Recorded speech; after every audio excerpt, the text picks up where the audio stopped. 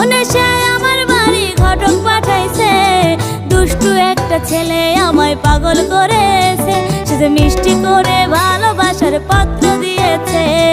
দুষ্টু একটা ছেলে আমায় পাগল করেছে, সে যে মিষ্টি করে ভালোবাসার পত্র দিয়েছে।